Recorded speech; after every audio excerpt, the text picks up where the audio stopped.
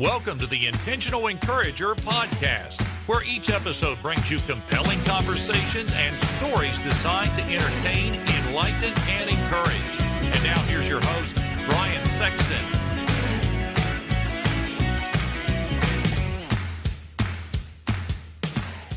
And welcome into the Intentional Encourager podcast. I'm your host, Brian Sexton. Thank you for joining us again today. It's not often that I get a business consultant and a sales consultant. So you're getting two for the price of one today.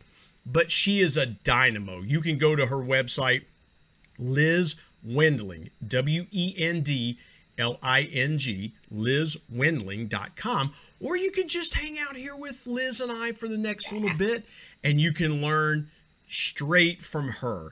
And it is an honor to welcome Liz Wendling to the Intentional Encourager podcast. Liz, how are you today?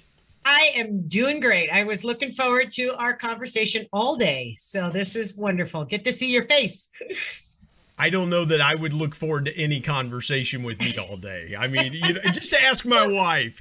We got connected in such a good, fun way. On your birthday, somebody said, hey, you need to know her and you need to know him. And it was your birthday. And it was just it felt like a really nice, divine way to meet. It was. And I got to give a hat tip to our good buddy, Eric Konovalov. Yes. EK, as I affectionately call him. He is a great guy. And he just, he saw, what I love about Eric is he sees when people need to be connected together. And it's a beautiful thing. So let's start here, Liz. Mm-hmm. I want to know from you about how the last 16 or 17 months have been. Everybody has handled the COVID-19 pandemic in different ways. I know what we've gone through here in West Virginia, where you are in Colorado is a little bit different. How have you and your family handled the COVID-19 pandemic? And what lesson have you taken out of it, either personally or professionally?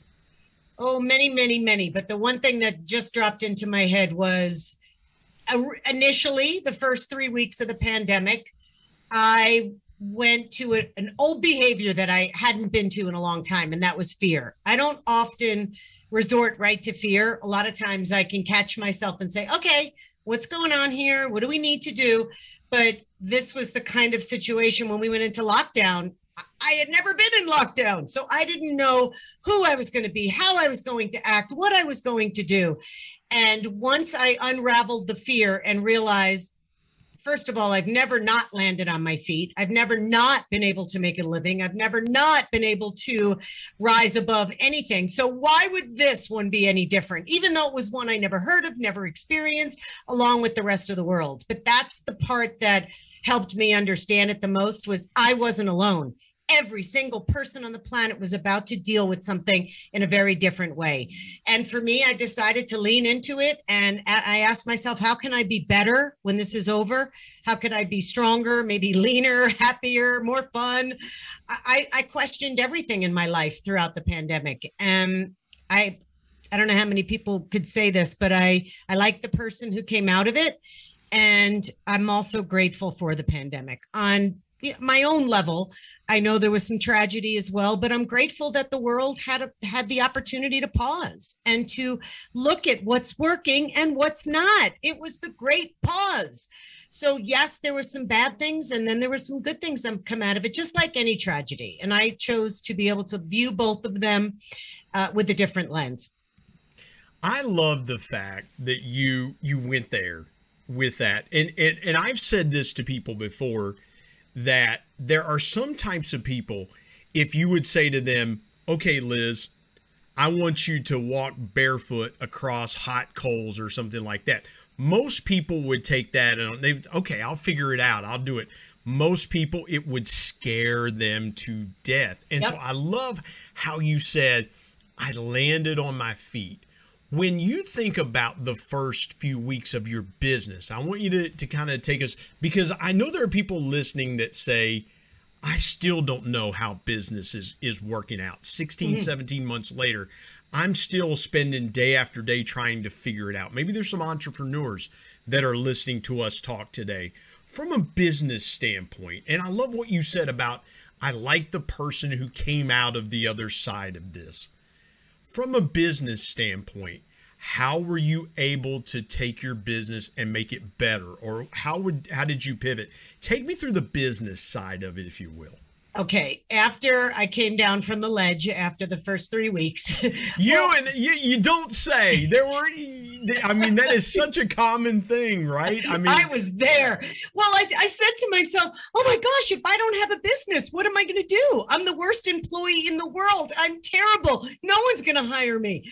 I'm the kind of employee that used to say, why are we doing it that way? Why can't we do it this way? I would go in there and try to change their whole business model 2 days after I got hired.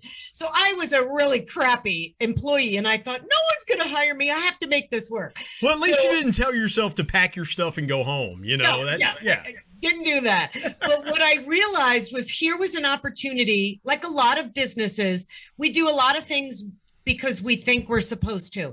Oh, that's what I hear works. Or, oh, I probably should be doing that. Ooh, I love that. I got to jump in there. You have just hit on something profound right there. Is that it seems like in the midst of uncertainty, we check to what other people are doing instead of trusting our gut, trusting ourselves. I love what you said there. Would you go a little deeper with that and tell us a little bit? Because I had to jump in there because that is such a common mistake that people make, is listening to outside voices instead of trusting their gut. Well, if you think about 30 days into the pandemic, the only thing I was getting pitched on all over LinkedIn, Facebook, in my email was get your stuff online, put your programs online, go virtual, create a product, create a this, launch that.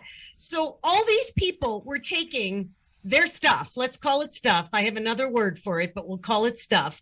And all they were doing was in a fury, in a fear mode, in a lack mode, of scarcity mode. Okay, let me just take my stuff and put it into a program and I'll package it and sell it, all from the context of survival and fear, not the context of let me step back, see what it is I want to offer people. What do I want in my program? What do I want to put out in the world that leaves a mark? Not out of fear. I want to do it out of inspiration. So I did the old zigzag. While everybody else was zigging and they were creating their $1,000, $5,000 products that were a piece of crap, in my opinion, because they were doing it from the wrong energy, I decided to step back and ask myself a series of questions. What do I want out there? What do I want out there in a pandemic that is A, going to help, and B, going to make me feel intentional about what I put out there? Intention was my word of 2020. In fact, so much so I took it into 2021. Intention was very big for me. And anything I touched in 2020 had to have intention behind it. And if it didn't, I didn't do it. I didn't do it. So I shut the noise off of, you need to do this. You've got to get a studio in your house and spend $5,000. And you need to, no, I don't have to do anything. What I do have to do is step back far enough and assess, what do I want to do? What is my heart telling me to do? What is my instincts and my intuition leading me to do? I went inward instead of looking for the information outside. You know, I love that you said that, because when I started doing this podcast, I went out and bought a mixer, and I bought compressor microphones, and I bought this and that. And I realized the longer that I do this, I want things that are portable. I can take a webcam. I can take this microphone. And everything that I can do, I can go to Hobby Lobby and get a green screen. Yeah. I can take this and make it portable, so wherever I am, the podcast can be also. That's right. And I love what you said about looking intentionally, because and people have asked me, they say, well, what would you do over again if you could do it over again? And I would say, I would not have listened to so many people, and I would have said, okay, how can I do this economically? A USB microphone. What a concept. Every computer in the world has a USB. And so Now, I wouldn't have realized that webcams would get to be like toilet paper in West Virginia, and you couldn't get toilet paper and webcams in July of last year in West Virginia. So my videos, if you look back at the Intentional Encourager podcast in June or July of last year, all my videos look like the Zapruder film. That's the Kennedy assassination, the guy standing with the with the camera, and it looks like, and it's grainy and it's terrible. But Liz, I love what you said there about being intentional in figuring it out for yourself and figuring out what you wanted to bring to your customers and to your clients. How did your clients respond when you became more intentional about delivering what you felt was needed instead of what everybody else felt you should do? Well, my inspiration came from a series of just aha moments, or I got when you're doing something else, but you get an inspiration and you're like, oh, that's interesting.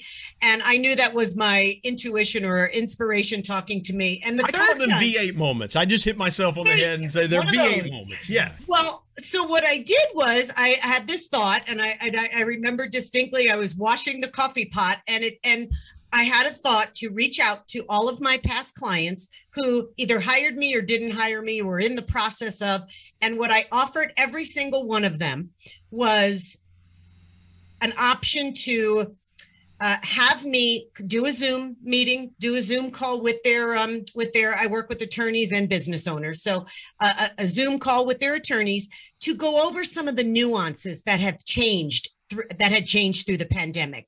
A lot of people were doing video sales calls. Almost everyone was jumping on, especially attorneys. They were doing court over a Zoom. But what no one taught these people how to do is how to intentionally connect, how to connect with someone and stop talking about the pandemic. Hi, how are you? What's going on? Are you holding up? Now, I'm not saying don't be kind and ask people how they're holding up. There's so many other ways to make a better connection that actually feels like a connection, not an artificial, oh my gosh, I'm supposed to ask you how you feel. So how are you doing in these unprecedented times? Well, and turn on the empathy. Yes. That, turn it, I should always lead a conversation with empathy instead of just connecting with somebody one-on-one and just saying, my day sucked. How was your day? Yes. And just being real. And Liz, I love what you said there about the nuance, how everything got, as the Fresh Prince song said, my life got turned upside down. Yeah, yep. We were doing, I was watching. It's funny, the People's Court. I remember when Judge Wapner, when I was a teenager and in college, I would watch Judge Wapner, and I would tell my son, I'm like, they didn't used to do this way, and it was virtual court. And I'm sitting there going, this is 2020. Judge Wapner would be turning over in his grave if it. And Doug Llewellyn is Zoom interviewing they come out of the courtroom. Well, how do you think that went? And they're like, well, how do you think I think it went? I lost, and I got my behind handed to me. I love what you said there. Last question before we go to the break. Okay. I am really curious how people responded when you got intentional about connection, because here's where I want to go with this. A lot of people have the misconception, Liz, that connection is just hitting a button on LinkedIn or making a friend request on Facebook or following somebody on Twitter or Instagram or something like that. And they don't understand what connection really means. When you got intentional with your clients about connection, what did you see coming back from those people? Was so many yeses, and oh my gosh, you'd really do that for us? Wow, you'd be willing to do that for free? They were so surprised. So my offer to them was, look, everybody can use a tune-up. There is not a person out there who couldn't use a little tune-up or tweak or a minor adjustment so that they can feel good about themselves moving into the next day and the next day and the next week. So my email didn't say, sorry to bother you in these unprecedented times. I just went right to it. It sucks right now. Or right now we've been hit. We're in a tornado or a cyclone and we're still spinning. here's what's happening in my world. I'm sure it's happening in yours. If you're open to it, I'd like to, first of all, thank you for being such a great client and giving me business. Or if it wasn't a client yet, here's an opportunity to show you what it is that I teach in a small 45-minute segment. If you like what you hear and it resonates with your people, you and I can hop on a call and figure out what it would look like to do something a little bit larger. So it was giving of me, just a little piece of me that said, I can help you. And if nothing happens, nothing happens. However, if something happens and your people say, wow, we need more of this, then we'll talk about that. And it led to so many lovely conversations, such as, thanks for doing that. Oh my gosh, we took away so many in 45 minutes, what you gave us. But I prefaced it all by saying, I'm not going deep. I'm going to go wide. I'm going to give you a few things and many things to think about. I'm not going to go deep and give you training and all of that, because it doesn't make sense to do that in 45 minutes. But I want to give you some insight into some of the areas that have changed. And if you don't change with them, you might not be in business. And they appreciated that I was looking out for them. So even the companies that hadn't hired me, but we had talked, but they said, oh, we're doing okay now. Why don't we talk in 6 months? Well, that 6 months was accelerated. And they said, what the heck? We'll listen to you. Well, if you can teach us something new in 45 minutes, we'll take it. I love that. Proactive gratitude. Proactive gratitude. And I wrote about that in People Buy From People, and the premise around it, Liz, was, what would happen if you just thank somebody because, proactively, without them doing anything?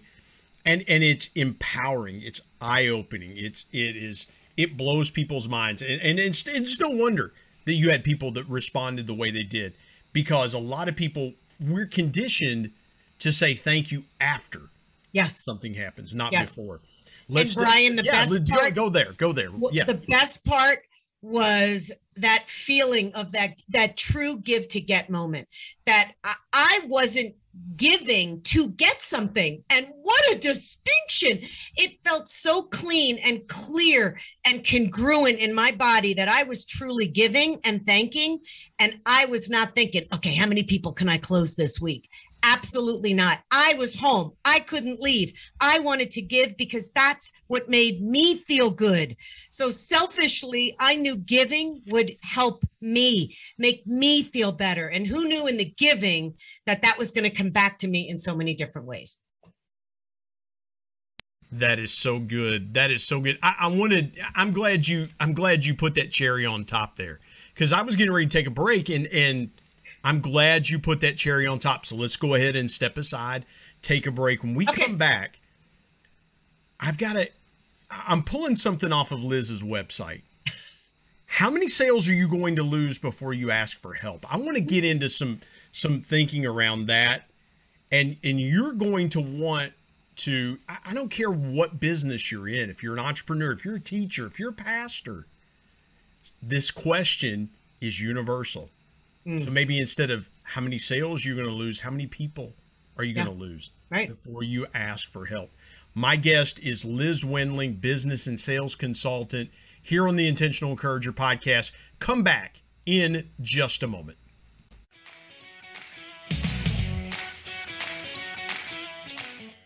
Hey everybody, Brian Sexton here. I want to tell you about our sponsor, SEO National. SEO stands for Search Engine Optimization. Now, what's that, you might say? Well, search engine optimization helps you show up higher on search engines in front of paying customers for words that you as a business owner can monetize. What a great concept. SEO National is owned by my good buddy Damon Burton, who's been a guest here on the Intentional Encourager podcast. Not only has Damon and his team worked with businesses of all sizes, from e-commerce startups to NBA teams and Shark Tank featured businesses, but more importantly, Damon and his team are about transparency, trust, and providing lifetime value. So much so that he still has his first customers after opening SEO National 14 years ago. Let me give you some intentional encouragement and call Damon and his team today at 855-736-6285 or go to www.seonational.com and get a free quote.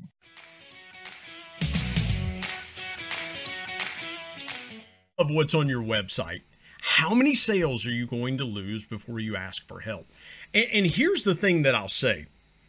when you're a young salesperson, and I can remember to 1996, 97, 98, and I think to myself, oh boy, would I love to go back 2021, Brian, would love to sit down and have lunch with 1998 Brian. And I would say to him, man, you have got so much to learn. And I would write down 5 things for him. And I would probably ask him this question. That is such a good question. I want to know where it came from for you to think about this question. It is so good. Talk about that. Well, I talk to a lot of businesses, entrepreneurs every single day who are telling me, oh, well, we're doing video. We have an SEO person coming in. We're going to work on our marketing. We're going to get our website all jazzed up, and we don't want to do any sales training yet. Heaven forbid our phone rings and we can't handle it. So what they were really saying is, I'm pushing sales off because I'm afraid of it. So we're not going to look at the elephant in the room. We're going to look at all the other things that we can blame for lack of sales than actually selling and making sales. So I'd have people say to me, well, you know what, we're doing a redo on our website, and we're going to try some LinkedIn prospecting. And I said, great, all that stuff is great, but what happens when all that starts to work? What happens when your beautiful website starts attracting people that want to talk to you? Then they pick up the phone and they talk to your people who don't know how to speak to someone today, who don't understand what it takes to move someone, connect someone, inspire someone, build value, and get someone to say yes to you. All you have is a beautiful marketing campaign, but you don't know how to close business. Well, Liz, it is, and I'm sitting there, you're running through that scenario, and it's like this person that has practiced in their living room or in the shower, and then they get the opportunity to go on America's Got Talent, or they get the chance to go on The Voice or something like that, and they get stage fright. Yes. And all of that practice and all of that time and all of that work, in a moment, they just don't know what to do because that moment's there. And I've seen it from salespeople over the years. And I've coached some salespeople over the years where they get in, you hire them for a reason, and then they get in front of a customer, and it's like, are you okay? They're holding their, and I'm trying not to be graphic, those of you on YouTube, but they're holding their mouth and running to the restroom. Yeah. And so it's amazing. How do people overcome that fear moment, that, oh my gosh, the moment's here? Because when that moment gets there, what you're saying is be ready for it. What you're saying, what I'm hearing you say is be ready for that moment. Yes. Because that moment's going to come. Right. So how do you push that? How do you kick that fear to the curb? You say something on your website, and I promise, forgive me for the long-winded question. You say kick fear to the curb when asking for a sale. So how do you kick fear to the curb? I'll get to that, but I want to touch on something you said. A lot of times what people will think is they'll tell themselves a really made up fable about sales. Oh, I'm just great. When I get in front of somebody, I'm fabulous. I know how to talk to people. I used to call those people trick artists because what they would say is they would say, now watch me lay, it's like the magician. It's like, watch me make the lady levitate or something like that. And then they actually try to do it, and it's a miserable failure. So I know, but go a little further about the fable. Yeah, they lie to themselves and say, "Oh no, I'm great. Once I get in front of someone, it's I have a problem with the close. I'm great at everything else. I just don't know how to close. I don't know how to ask for the sale." And I want to take somebody by the neck when they tell me that, because the close has nothing to do with it. The close is a natural culmination of an incredible conversation where you built value, where you asked the right questions, where you connected, you showed empathy, you were able to show someone how you can solve their problems.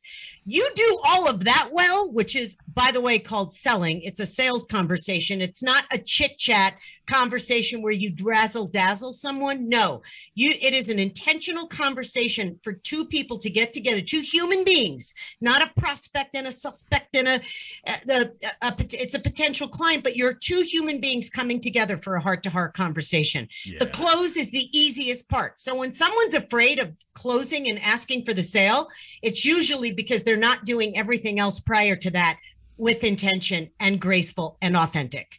I was about 10 years in. You reminded me of a story. I was about 10 years into my sales career, and I went to work for a competing food company, and a good friend of mine that I'd worked with hired me. And we were riding down the road, and we just had a sales call, and we had been there probably 35, 40 minutes with a prospect. And he looks over at me, and he called me sexy. And he said, sexy, he said, I want to tell you something. That was great. He said, but you're way more entertaining than what that person had to do at that moment. And what he was telling me was they were entertained, but you didn't build any value. Yeah. They were entertained, and you're a nice guy and you're fun to talk to. But what did we really accomplish there? Are they any closer to buying? Are we any closer to helping them than we were when we started this day? And it made me think about the intention of every word and what value really means to someone else. It's not what it means to me. I'm not buying the product, but it's what it means to them. How does someone define, here's where I want to go with you real quick. Okay.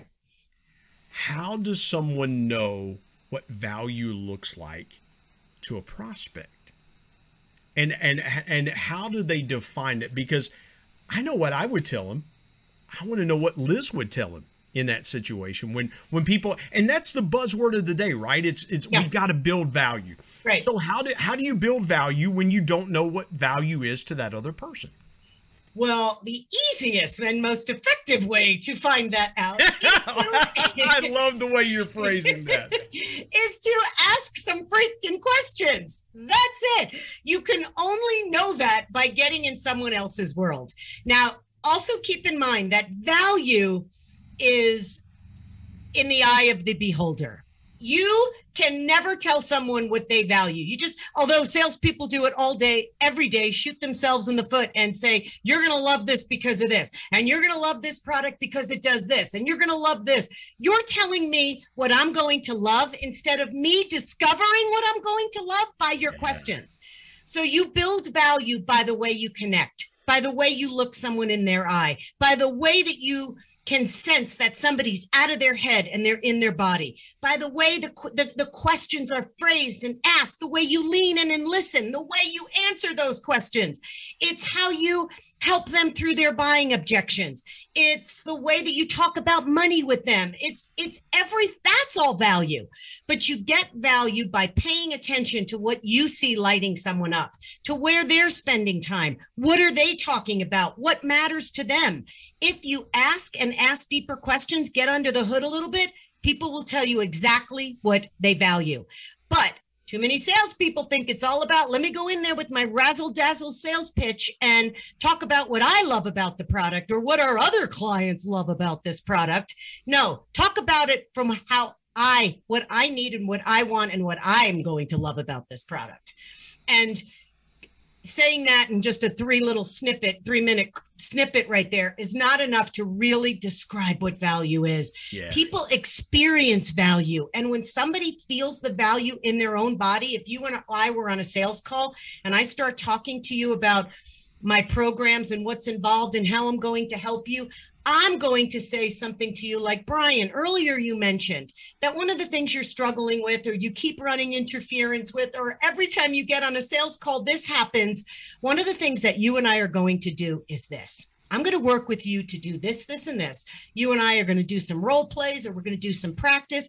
You are going to get so good. It's like opening night of a play. You'll have practice, you'll have prepared, you'll have embodied that salesperson, and you get to just let the curtain go up. You get to be yourself because of your practice, because you know that this is built for you. Everything I do is more customized training. Yeah. and I build it for the person. I don't just say, Brian, here's your new script. Hell no. It is all about, what do you think about this? It's like going to the eye doctor. Is this better or is this? Is this more clear or is this? And then all of a sudden the client's like, oh my gosh, I never thought I could say it that way. Or, wow, I like that phrasing better than that. Or, oh, I always hated asking that question. I like the way you phrased it. And then they get to discover, oh, I guess I can like sales. I guess I can do it in a way that's intentional. And intention is everything. And it isn't about a chit chat conversation. It is an intentional conversation. And I say intentional because being intentional and having a process keeps you from winging it. It keeps you from forgetting steps. It keeps you from skipping around your process because your client is throwing you off. Potential client could be asking you questions that really are for later in the sales call. How do you navigate that? How do you handle everything that comes your way so that they're following your process in essence, or you're going to give up control and you're going to lose the sale because they took over, you gave up the reins. Well, and here's what I love about, and we'll step aside in just a minute and take a break. Okay. Liz, but what I have done, and I love what you said about experiencing value through asking questions. And another one way I use that is I might say to someone, I'm really curious about what you said here. Tell me more about it. What that does is, to your point that you said earlier, it's about that intentional connection.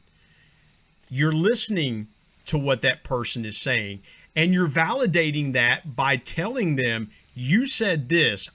I'm curious as to why you said that. Tell me more. And right. What that does with someone else is, okay, I'm going to open up. They're interested. I'm going to open up, and to use this way, and a tip for some salespeople that are listening to this conversation. A buyer will tell you everything you need to know if you simply, like you mentioned a few minutes ago, just ask them. They'll tell you, they'll tell you everything. It's almost, and I don't want to use this analogy this way, and I don't want it to come across this way, but in the Bible, when Delilah was trying to get to Samson's strength, she said, tell me your whole heart. She said, you're not telling me everything. Do you really love me? Tell me. She was asking those probing questions to really find out the secret of his strength. And the more you ask those probing questions without asking those probing questions is where you get to, I love what you said there. That was so good. And it does keep you from winging it. It does. It keeps you from winging it. Yeah. The other thing about questions is, how dare you, as a salesperson, not you, everyone out there, how dare you ask people those deep questions, the painful questions, the one that exposes their issues? How dare you use them to sell them something versus use them to help them solve their problem? There's a big distinction there. Big distinction. You're taking my vulnerability and now you're shifting the conversation. Well, let me show you how we can help, versus show me how you can solve my problems and speak to me in a way that I believe you. Oh, I love that. That is so good. We could go for 2 hours just on this, but I want to step aside and take a break, and I want to tell Liz's story. And I wanted to have her on to tell her story because she's got a really powerful story. I know a little bit. I want to know more. I'm sure you want to know more. Business and sales consultant Liz Wendling joins me today on the Intentional Encourager podcast. Come back with us in just a moment.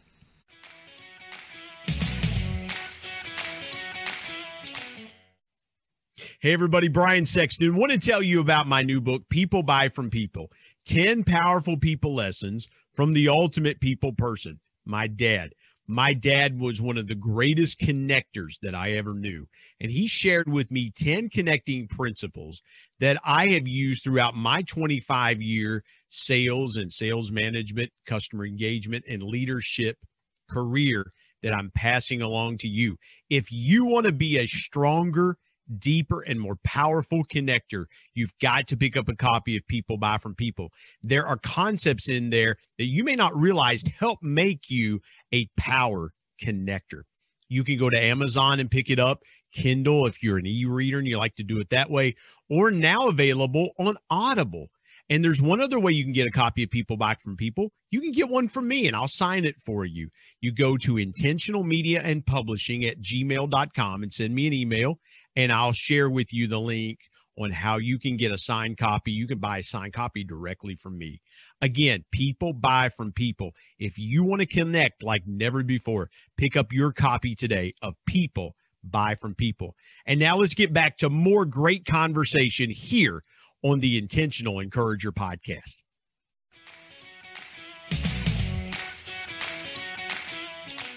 Liz, go as far back as you want. This is your time. I'm going to try to step out of the way and let you have it. But I want to know your story. I want to know more about your story. So take me back as far back as you want to go through some ups and downs of life and kind of where you got from point A to where we are today. Well, it turns out I was quite the sales lady in kindergarten when I convinced 4 of my friends to walk to school and then a few houses before we got to school, turn around and go home. And my mother always likes to tell that story because we all knocked on the front door. She's like, "What are you doing home?" And I said, "Oh, I invited everybody over." She's like, "But you're supposed to be in school." So apparently I had that gift back then. But anyway, I'd say for 35 years, I've always been in some form of sales, marketing, business development. And I learned how to sell the old-fashioned way. I learned how to sell by get the sale, seal the deal, say whatever you have to get the sale, push, push, push, just get the deal. And that was the only way sales was back then. That's all it was get the deal, close the sale. So I got a job. My real first good sales job was in this high-end fitness center in Manhattan, right in the heart of Midtown Manhattan, right off of 42nd Street and 8th Avenue. And I went to sales school. They sent me to sales school, myself and 4 other men. So I was the only woman, and they taught us how to sell, very old school. But I decided to zig when everyone else was zagging. And I started to talk to people. And this was something, I don't even know where it came from, but I said, I'm going to talk to these people like they're my mom and dad or my sisters or brothers. And I wound up having conversations with people and using some of the structure from sales training, but I went off script so many times. And I was transparent, and in the state of New York at the time, I think it's still pretty standard US, you had 3 days to cancel your contract. Mm-hmm. So I was transparent, and I actually told people that. If they said, "Oh, I don't know, I'm not sure," I would always say, "Look, I'm not supposed to tell you this, but even if you did sign up tonight, you can call tomorrow and cancel your membership. I'm not here to force you into something."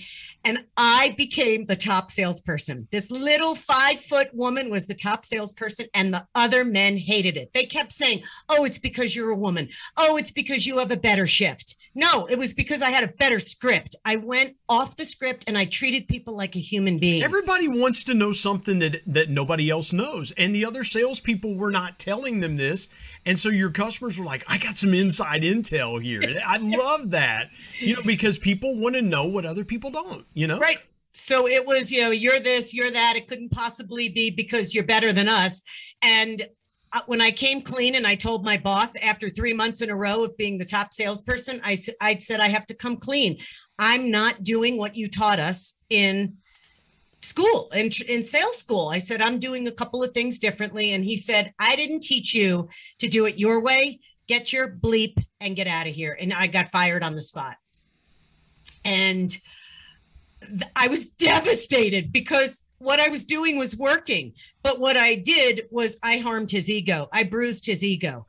So it wasn't what he taught me. It was what I taught myself. And little did I know, it was in me all along. I just had to give myself permission to be authentic, to be real, to go with something that felt right inside me, but still within a structure. I didn't just wing it. I just treated people like the human beings they were. And 35 years later, I do that the same way. I've tweaked it and modified it and even got more intentional and more authentic. And it's something that I now feel like I do naturally.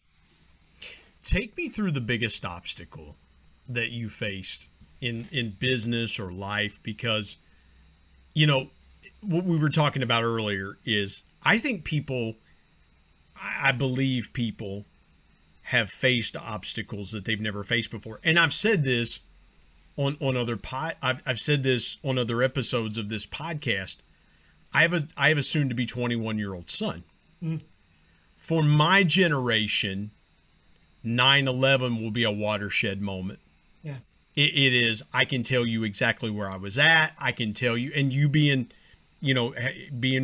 from a New Yorker, a New Yorker, I know where I was. I know what I was doing when I heard the news. I can tell you, I can go almost hour by hour of that particular day. And I believe for my son's generation, 20 years later, they'll be talking about COVID-19. For sure. In the same way that we talk about 9/11. So let's go there for a second. What are some of, as we get closer to the 20th anniversary, what are some of your recollections around 9/11? If I could go there for a second. Yeah, and my heart just skipped a little beat because my dad was working in the building next to the World Trade Center.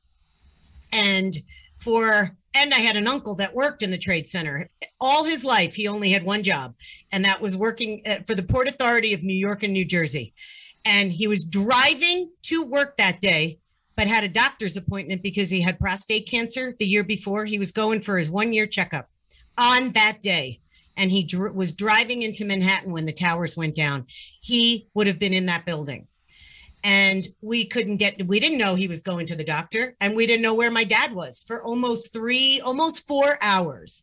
No one can get in touch with my uncle or my father. And it was heart-wrenching to think that my dad could have been there and my uncle could have been in that building.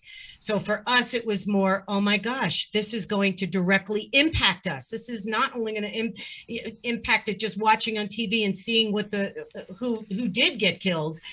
But I would just remember getting that phone call. It brings tears to my eyes now, and just hearing my sister say, "Daddy's okay, Daddy's okay." And I remember just losing it because that's all I wanted to hear. And so it brings me back to a really sad time of how my life could have changed so much. And I'll say this, and even in and I was on my way back from Louisville, Kentucky, about 3 hours from here.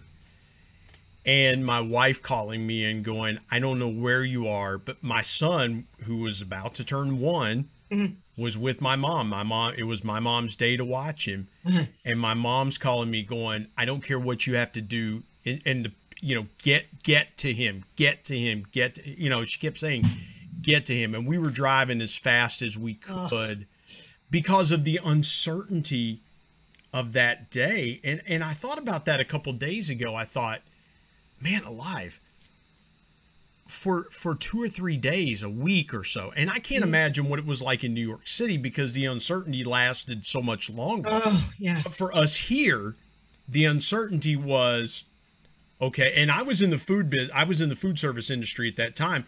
So we did not know the effects that were going to happen months later of people not going out to eat, people really just watching, holding on to money and things like that, and how everything changed. And I got to ask you this, what was your perspective like in the days and weeks following? Your dad and your uncle are okay, but your city was rocked. Washington, D.C. was rocked. What was your perspective like then? And as you think about it, what do you think you would say if you could go back and talk to Liz in October or November of 2001? What do you think you would say to her if you had a cup of coffee with her around those events and how it would shape you going forward? Ooh, I would say trust. Trust that whatever is unfolding is real, and don't make it good. Don't make it bad. Don't make stories up. Just be with what's happening. it is happening, and accept it, because the human tendency is to, oh my gosh, the sky is falling and everything else is bad. And oh my gosh. But yet the other side is there's still some beautiful left in the world. There's always contrast. So for me, it was more about, I felt this deep sense of trust that I confused with, I thought at first, I'm like, why? I cared, but I felt like my deep trust that I knew in my heart everything was going to be okay. But I wondered, do I not care? Is there a reason why I'm not crying every day like other people? But I realized I didn't go to the ugly side. I went to the trust side. And I've been doing that ever since 9/11 is I trust, even with COVID. I'm like, no, you're going to be just fine. You always land on your feet. So little did I know that back then that was going to set me up for something like today. But what I also watched my dad do, that I didn't recognize it until about a year later, was my dad's, the building that my dad worked in was heavily damaged next to the Trade Center. Mm-hmm. And his car was stuck in the parking garage on the bottom of the building. And it was there for 9 months. He couldn't get his car out. So my dad went to his boss, said, don't come to work. Don't worry about it. There's no work. There's no building. Just don't come. And he's like, but I can't. My dad has always he's got a lot of energy still. And he's like, I can't do that. You got to find a job for me. You've got to give me something to do. Yeah. So they had my dad pick up a 16-person passenger van, and he went and picked up this white van, and he drove around, taking around like insurance adjusters and people who needed to get to ground zero. He became a driver. He loved it. He got to meet people and talk to people, and he felt useful. He wasn't sitting at home watching what's happening and counting the people that died. He said, put me to work, make me do something. I need to be useful. I need to keep moving. So he taught me that lesson of, in the worst times, just start giving, and it works. So not until just right now, Brian, did I connect that to what I did to COVID, that I just went into giving mode, because that made me feel good. Just like my dad getting his passenger van, it made him feel good. So I stepped into service instead of sorrow. Wow. I love that. I want to jot that down. Stepping in to service rather than sorrow, because I asked you about the biggest obstacle that you had overcome. And in that describing that moment, I kind of sensed that was what you took out of it, that great lesson of stepping into service rather than sorrow. Because, and I think about it, and I hope at the time that we record this, I hope that we're not so COVID frenzy that we forget the sacrifice of nearly 3,600 Americans, right, who lost their lives in D.C. Yes. and in New York and in Shanksville, Pennsylvania. And we remember those people for what they gave, what they did, what was done to us by horribly wicked people. And so I hope in the midst of this COVID crisis, crazy time that we're in, I hope September 11th is a day that we all come together and we remember those people. And I'm not trying to get preachy or anything like that, but we would be doing a grave disservice, in my opinion, if we were so COVID focused that we forgot what happened to us 20 years ago as a country. Because I don't know anybody that didn't put an American flag in their front yard, right. or didn't pray for people in New York and DC. And I'll share something with you real quick. Several years ago, I got to go to a firehouse in DC when I was working up there. And I asked that person, I said, I asked the person I was calling on, I said, can I ask you a question? And he said, yeah. I said, was this garage involved in 9/11? And he said, oh, yes. He said, we had damaged fire trucks. We had fire trucks that we had worked on that had come in and out of here. He said, absolutely. We were a part of where you're standing right now was a part of 9/11. and you couldn't help but feel an overwhelming sense of history. Right. And just be, and I was awestruck in that moment. Liz, I am so grateful that we went there with that part of the conversation. And I've got to ask you as we wrap up, and you've been so gracious with your time, share with this audience your biggest piece of intentional encouragement. When in doubt, pause and go inside, not outside. Stop long enough to reflect and listen to your intuition first before you go reaching outside for someone else to tell you what to do. Because if you really sit long enough, you know what to do. Wow. That is so good. That is so good. Tell folks how they can connect with you. I mean, I know how to connect with you, but you tell them how to connect with you, where they can find you. Gosh, they can start with LinkedIn, connect with me there. They can go to my website at lizwendling.com or head over to Amazon. I have 6 books there. Well, 4 for entrepreneurs and 2 for attorneys. And my 2 latest books have a lot of content on some of the mindset and intentions we talked about today. That is so cool. Liz Wendling, this has been a really fun conversation. I've been looking forward to this all day. Me too. And I'm so grateful for your time. And thank you for joining me on the Intentional Encourager podcast. Thank you, Brian.